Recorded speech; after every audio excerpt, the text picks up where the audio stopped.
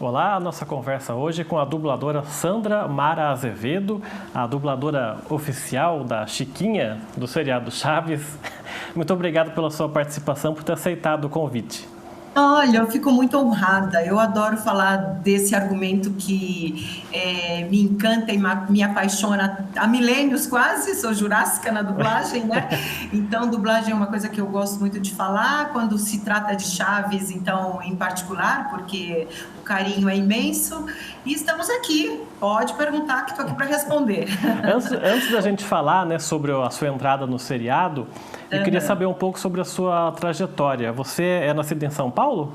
Sou nascida em São Paulo, sim, sou nascida em São Paulo, cresci na região ali da Pompeia, hoje em dia moro em Perdizes, né, mas é próximo, cresci na região da Pompeia, e acho que o fato de crescer na região da Pompeia foi o que me levou para a dublagem, porque eu estudava numa escola na mesma rua onde fica até hoje, inclusive, a BKS.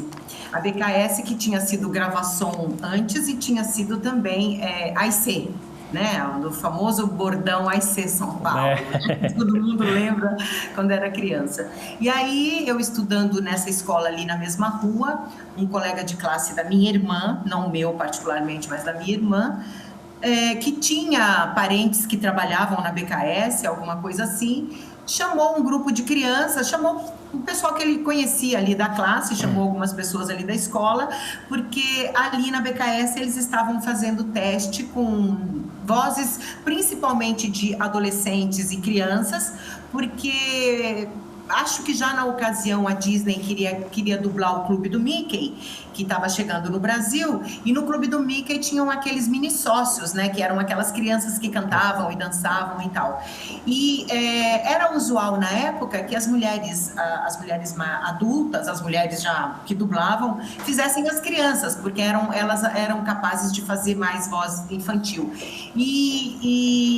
Mas eu acho que na época já a Disney estava começando a tentar fazer com que crianças mesmo dublassem as crianças da tela. E aí nós fomos lá fazer esse teste. Foi um monte de gente da escola, minha irmã, esse amigo, um monte de gente. Curiosamente, só eu passei no teste. Só você passou, né? Só que bom que eu passei. Pois é, curiosamente, esse teste foi feito com o Garcia Neto, famoso dublador da época, pai do Garcia Júnior. Enfim, ele fez o teste, aí ele foi apontando para cada um o que ele tinha achado.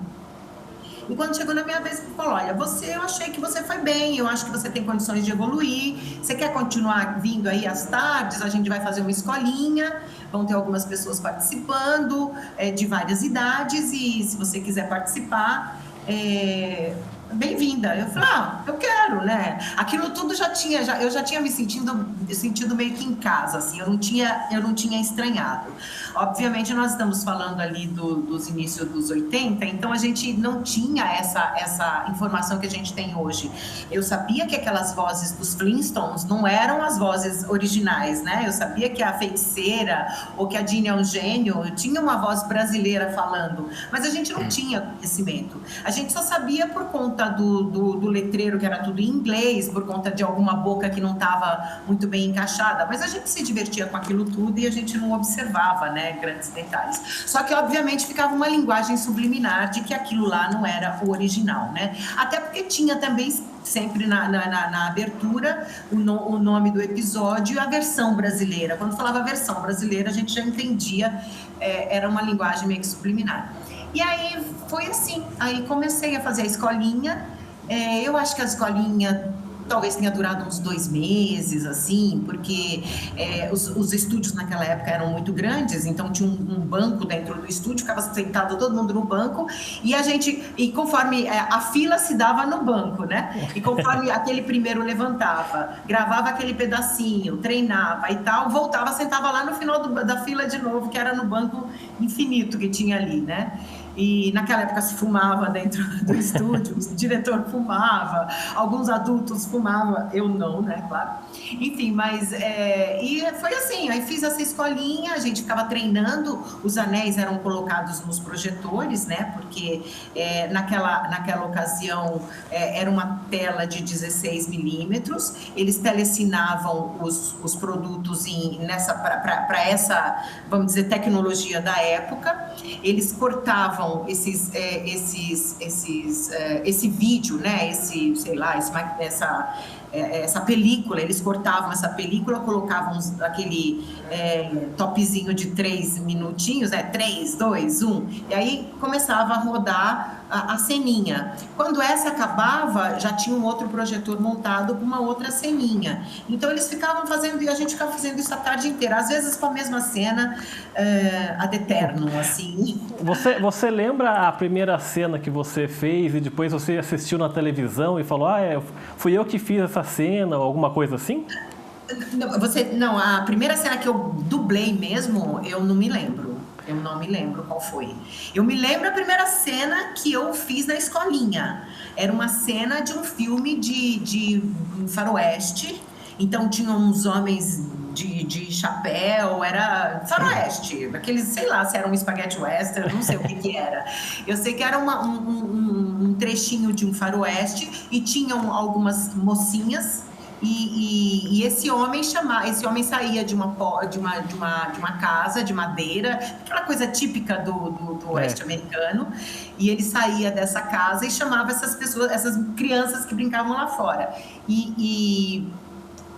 Aí ele falava alguma coisa como tá muito frio. Aí ele falava alguma coisa, tá muito frio. A gente tava brincando. Eu não sei que a cena se falava era uma coisa assim, que falava a respeito do frio, porque realmente era aquela planície infinita no filme e parecia que fazia muito frio mesmo. E depois disso você foi fazer teatro, né? Sim, na verdade, o que aconteceu mesmo, o que é muito curioso, né? O que aconteceu mesmo é que, assim, quando eu comecei a gravar novelas, as novelas famosas, novelas mexicanas, que o Silvio Santos começou a comprar para TVS de agora, daquele momento lá, né? Ele comprou aquelas novelas e a gente começou a gravar aquelas novelas. Eu fui lá na TVS, no mesmo dia que eu fui, eu já comecei a gravar um personagem, porque, assim, eu soube da dubladora, que tinha lá, né, a estrutura toda montada, soube das pessoas que eu conhecia que estavam lá, e aí um dia eu falei, vou lá fazer uma visita, de repente surge a oportunidade de trabalhar. Nesse mesmo dia que eu fui, eu já fiz alguma coisa, não me lembro exatamente o que, mas eu já fiz alguma pontinha em alguma novela. E a partir daí já fui chamada para personagens fixos. Para entrar na dubladora, você passava um corredor comprido, assim, você entrava na antiga estrutura lá da Vila Guilherme, passava por uma portaria, passava alguns portões, algumas coisas, chegava num corredor bem largo, onde tinham vários estúdios que eram os programas de auditório, sei lá, alguma coisa que eles faziam lá, e depois tinha uma porta menor, com um corredor comprido, onde tinham todas as produções dos programas da casa. Eu passava por aquele corredor comprido, lá no fim, à esquerda, virando à esquerda tinha uma porta de vidro, era a dubladora, estava escrito dubladora e etc. A gente passava essa porta de vidro, os estúdios de dublagem ficavam lá. E o que aconteceu? De tanto passar nesse corredor dessas produções, obviamente acabava, boa tarde, bom dia e etc. e tal, comecei a conhecer as pessoas ali que trabalhavam. E aí, nesse momento, como é que foi a história? Eu fui fazer um teste para uma novela. Aí falaram, estou precisando de uma novela, então, uma pessoa aí na novela, e sei lá, eu fui fazer. O Marcelo Gastaldi, com quem eu trabalhei bastante em dublagem, ele também dirigia novelas mesmo, vídeo mesmo, novelas brasileiras, vamos dizer assim. Eu não sei se o texto era brasileiro, mas eram novelas. Naquela ocasião, essa novela que eu fiz, o texto era brasileiro, que era inclusive do Aziz Maju, que faleceu não faz muito tempo. E aí eu fui fazer esse teste Nesse teste eu conheci alguns atores. Tá precisando de uma substituição lá na peça que eu estou fazendo. Fui fazer o teste e uma coisa foi puxando a outra. Mas eu tinha começado a dublar já fazia 4 ou 5 anos, entendeu? Então, quando eu fui para o teatro ou para a televisão, eu já tinha uma certa experiência, já era gabaritada, entendeu? Você também dublou a Chispita, né? Isso, eu acho que o primeiro papel grande que eu tive foi a Chispita. Eu acho que, inclusive, quando eu cheguei na TVS para dublar, eu não parei mais, eu ia todas as tardes para lá. Eu pegava 2 ônibus, porque eu era menor de idade, né? Eu saía da minha casa, que eu morava, nessa ocasião, eu já morava no Alto da Lapa, saía da minha casa, pegava 2 ônibus, ia até a Vila Guilherme sozinha e trabalhava lá a tarde inteira, ficava às vezes até 7, 8 horas da noite, e pegava carona com os colegas que voltavam de lá, e muitas vezes eles pegavam táxi, né, ou tinham um carro e davam uma carona para mim. Mas eu ia para lá toda tarde. E lá naquela época também, eles nem ligavam mais para marcar uma agenda de dublagem. Eu sabia que no dia seguinte eu tinha que voltar. Por quê? Porque eu era uma das poucas vozes criança, então eu dublava tudo que tinha, assim, dublava muita coisa, né? E aí chegou toda a Chispita, e não teve teste também, eu já fui chamada diretamente. E comecei. A Chispita foi uma novela enorme, né? Acho que tinha bem uns quase 400 episódios. E foi uma novela que foi muito marcante, porque acho que foi a primeira novela infantil ali nos anos 80 que fez muito sucesso, né? Isso mesmo, exatamente. E foi uma coisa marcante para mim também, porque foi o primeiro papel grande, né? Ela falava muito, ela protagonizava mesmo, né? Então, e ela tinha várias situações, né? Porque tinha situações do orfanato, então, assim, tinham várias situações que ela queria ajudar todo mundo, que ela queria fazer os casaizinhos, né? Porque ela achava que fulano combinava com ciclano, ela dava uma de cupido. Eu me lembro com muito, muito carinho. E quando eu a conheci, porque ela esteve no Brasil lá na ocasião, eu fiquei muito emocionada, e a gente conversou bastante na época, eu me lembro. Não fui nenhum programa, porque naquela época tinha um pouco de... Não era preconceito, eu acho que o Silvio Santos queria que as pessoas pensassem que as novelas eram mesmo meio abrasileiradas mesmo, sabe? Eles não queriam falar de dublagem. Falar de dublagem era uma coisa que talvez desmistificasse, tá? Sabe? Toda aquela... Porque as pessoas gostavam, indiferente de ser mexicano, entendeu? E talvez eles não quisessem muito ficar batendo na tecla. Tanto é que fazia a abertura da novela brasileira, fazia todos os gráficos, né, dos atores. E quando iam entrevistar esses atores, as entrevistas eram dubladas também, né?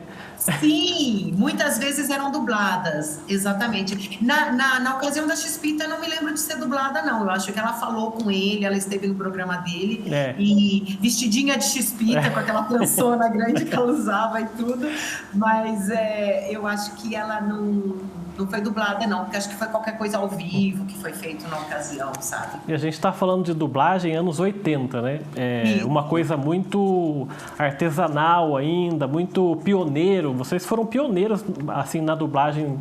Como é que era fazer esse ambiente? Você falou um pouco do ambiente, mas eu estou falando de tecnologia, dessa coisa de fazer, assim, no braço mesmo, vamos dizer, né? Como é que era isso? Na verdade, assim, o Silvio Santos, né, ele talvez pessoalmente mesmo, ele a gente tem que tirar o chapéu, porque ele realmente inovou, mesmo, ele começou a dublagem videotape, né, então essa é a grande inovação daquele momento da TVS da época, né. Porque a dublagem já existia muito artesanalmente falando também desde meados dos anos 50, né? A dublagem já era meio que antiguinha no Brasil e já era bem conhecida e consolidada e aprovada, inclusive, né? Porque tinham grandes sucessos, né, da época lá, né, grandes desenhos animados, né, toda aquela coisa de João e o Ivão, sei lá, os Jetsons, os próprios Flintstones, né? E enfim, tinha um monte de coisa, né? O Pica-Pau, que já vinha de antes também, que todo mundo conhece desde que ele nasceu. Então, assim, já tinha muita coisa que a dublagem já tinha sacramentado, e aí vinha dublado, né? Não existia outra forma de assistir, né? Quer dizer, pelo menos na televisão, né? Então, assim, mas o Silvio Santos, ele foi inovador quando começou a dublar em videotape. E aí foi o grande, né, a grande sacada. Até então a gente precisava ficar todo mundo junto, porque uma cena de um anel, como eu disse, que era o trechinho do filme de 20 segundos que ficava rodando na tela, esse trechinho era gravado por todo mundo que estivesse participando. Fora o vozerio, que aí o vozerio era feito separado num magnético lá, porque como a gente já a gente já não tinha, durante a gravação, o áudio original, então a gente já fazia meio freestyle também, né? Mas lá na TVS não, já na TVS a gente ouvia durante o tempo que estava ensaiando o original, com fone de ouvido, e você depois, quando gravava, continuava ouvindo, que era um feito meio que inédito para a ocasião, né? Então a gente gravava separado, todo mundo. A cena tinha 3, 4 pessoas, eu podia estar contracenando, no caso da Chispita, ela contracenava com todo mundo da novela, mas eu falava sozinha a novela inteira, né? Então, assim, começou a render muito mais o trabalho, pelo menos dentro do estúdio. Não sei como talvez fosse a pós-produção ou a mixagem ou a equalização de tudo isso, até porque depois tinha que se fazer também todos os sons, né? A sonoplastia toda tinha que ser refeita, então não sei quanto tempo isso tudo durava, mas passou-se a ter muito menos erro, né? Porque gravava tudo para acompanhar, e às vezes passava horas no estúdio, você fazia sei lá quantos episódios, quantos capítulos, quantos capítulos ou episódios, exatamente isso. Então, essa foi a coisa inovadora, né? Então, esse ambiente passou a ser um ambiente um pouco mais triste, vamos dizer assim. Porque enquanto lá atrás a gente se encontrava todo mundo ali na estante e nós ficávamos todos ali, né? Todo mundo procurando a sua brechinha para encaixar naquele microfone boom enorme, um Neumann que vinha assim num pedestal grandão. Aí a gente já tinha um microfone muito mais aproximado ao nosso, a boca, vamos dizer assim. Já tinha um monitor de TV que era muito maior também, que me aproximava também da boca do personagem. Então o meu sincronismo podia melhorar também de alguma forma. E o diretor sentadinho aqui do meu lado, né? Porque os estúdios diminuíram muito de tamanho e ficaram menores. Então, assim, mas ficou uma atmosfera um pouco mais triste, assim. O diretor corrigia uma ou outra coisa, eu errava também, todo mundo errava, então retomava, a gente ensaiava também, então aí saía no gravando, mas mudou bastante, mudou muito. Eu me lembro que eu fiquei assim, num primeiro momento, você ficou meio, peraí, é sozinha? Eu falo e ninguém me fala comigo, quem fala comigo é só o original, mas eu estava ouvindo alguém, né, que a gente ouvia, quem a gente estava contracenando, né? Pra gente encerrar esse bloco, quando é que você teve assim a noção que essa era a profissão mesmo da sua vida, teve noção de que isso mesmo que você tinha que fazer? Teve algum momento disso ou não? Não, naquele momento lá não. Naquele momento eu só me divertia, achava gostoso, achava divertido, conhecia um monte de gente, ganhava uma grana, né? Tinha um dinheirinho meu, então eu ficava encantada com isso, né? Eu falava, olha, ganhei tanto esse mês, puxa que legal, aí dava um presentinho para minha mãe, comprava, sei lá, alguma coisa nova para mim. Então, assim, num primeiro momento foi, não pensei, essa é a profissão da minha vida, mais para frente lá. Mas assim, talvez já no final de Chispita, já passando por Chaves, já passando por, sei lá, por tanta coisa que eu fiz, foi que eu comecei a pensar, não, é isso mesmo, porque eu cada vez eu tive a alegria e a oportunidade de sempre estar evoluindo dentro do trabalho que eu estava fazendo. Então, assim, cada vez eu melhorava mais. Então, assim, se eu tinha apresentado algum déficit de interpretação de um personagem XYZ na novela atual, já na outra novela eu já me sentia mais à vontade, o diretor já me dizia que eu já era mais escalado, o personagem já crescia. Então, assim, foi uma coisa... Eu só vim ter crise mesmo, lá com os 30, passou bastante tempo, que eu falei, será que era isso mesmo que eu queria fazer? Mas aí eu falei, agora já estou imersa no negócio, vou ficar. Tá certo, vamos fazer o nosso primeiro intervalo então. Tá o Gente de Destaque volta daqui a pouco, até já.